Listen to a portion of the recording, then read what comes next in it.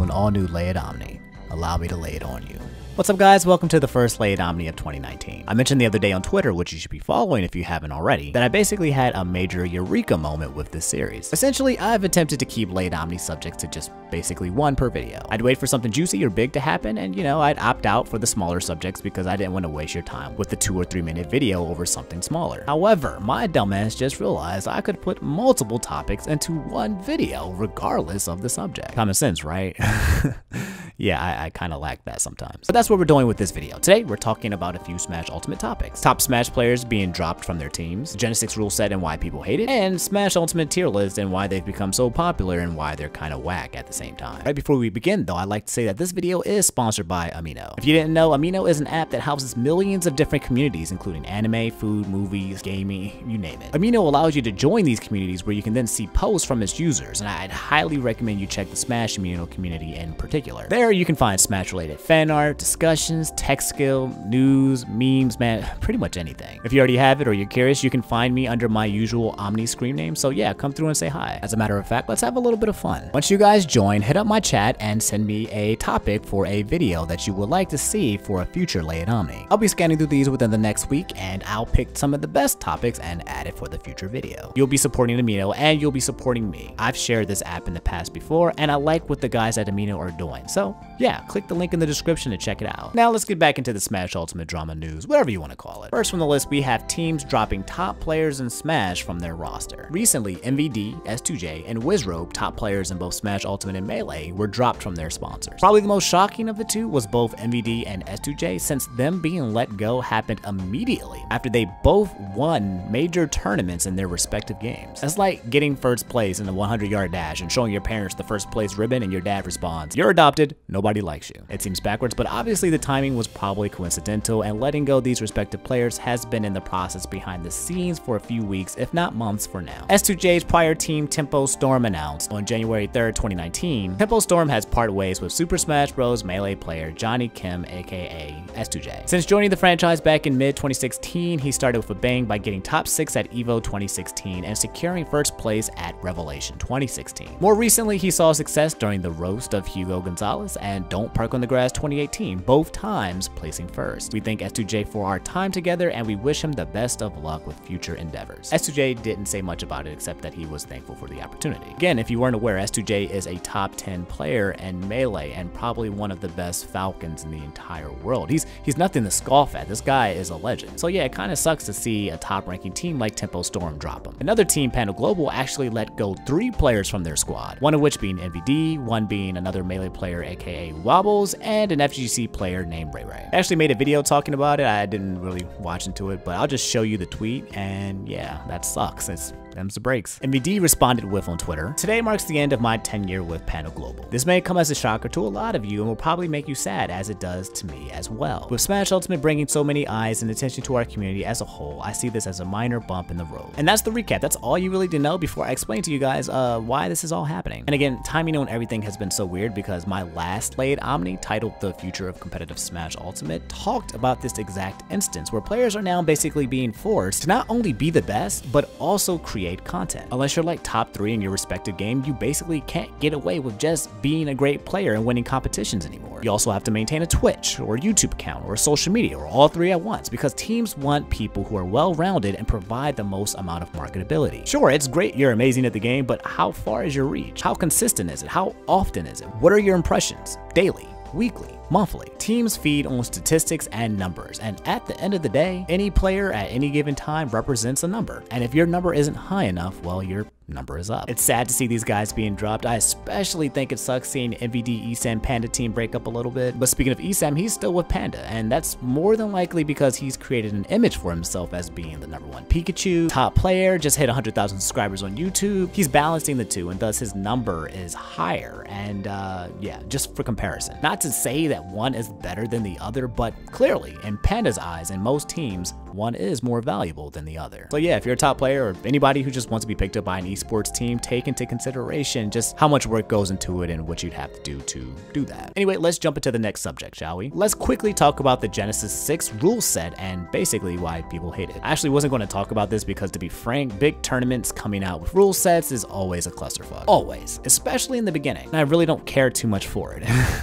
But the announcement of Genesis 6, aka what will be the largest 2019 Smash Ultimate tournament to date, makes this a pretty big deal. Also, this is less about the rule set in general and more so about the stage selections. I won't go into major detail because going down the loophole of which stages should be on versus off and why would be too much right now. But I will cover the basics, okay? So just to start off, there will be 5 starter stages: Battlefield, Smashville, Pokemon Stadium, and Final Destination. Pretty solid and not really the main topic of discussion here. If anyone complains about these 4 stages, then they're just whining for the sake of it. However, the 5th stage is the infamous Lilat Cruise. If you weren't aware, Lilat Cruise is a stage where you play on a ship and there are 3 platforms that you can jump on. The stage every now and then tilts. I don't think it does with hazards off, though. I could be wrong, I can't remember. But the biggest point here is that the stage has been known to contain many glitches. And by glitches, I mean, for example, when an opponent is trying to recover onto the stage, sometimes they fly through it, sometimes they don't even touch it, sometimes they warp to another place. It's been a playground of many oopsie whoopsies from a developer standpoint. Earlier in the year, there were a lot of glitches being shown and it appeared to have been removed, but now it is here, and the fact that it's a starter makes it even more controversial since there are so many negative views on the stage. Then you have the counter picks, which is the stages that the loser picks when, you know, they lose and they have to pick another stage.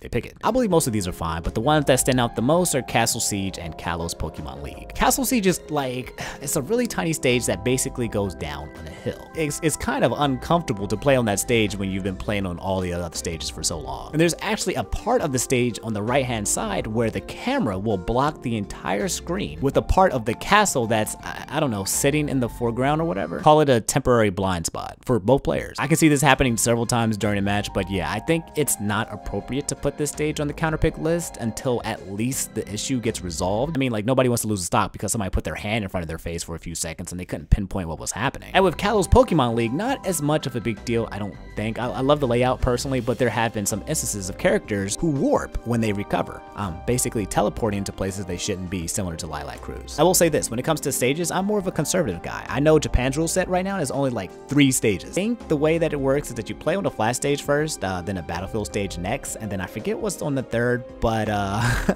like, that's it. It lacks a lot of creativity, but it's straightforward and lacks any argument as to why it should or shouldn't be included, so yeah. At the same time, it's not a bogus Evo stage list either, where you're playing on, I don't know, Rainbow Cruise or something ridiculous. What is basically happening is that the Genesis stage list is more inclusive and liberal than normal, and I'm fine with that. It's the beginning of the Smash Ultimate meta, and I've said this before, but usually this happens for each iteration of Smash, and we slowly begin to decrease the stage list as more issues are discovered and found. I don't think the guys back at Genesis reviewing the stage list were ignorant of the issues of the stages, but felt that the diversity would be more of a pro than the potential con of a stage being faulty. We'll see. If anything on top 8 happens on these stages that's weird, you can bet your ass it's getting banned in the future. And more than likely, these are the stages that most people will try to ban anyway to avoid any kind of variable results, so yeah. Last but not least, let's recap over tier lists and, you know, general and why. Well, they're a gift and a curse. I think many of us, if not all of us, can agree that tier lists 1 month into the game have a bit of stability to it, but at the same time, it doesn't. It's like if it was Dragon Ball Z or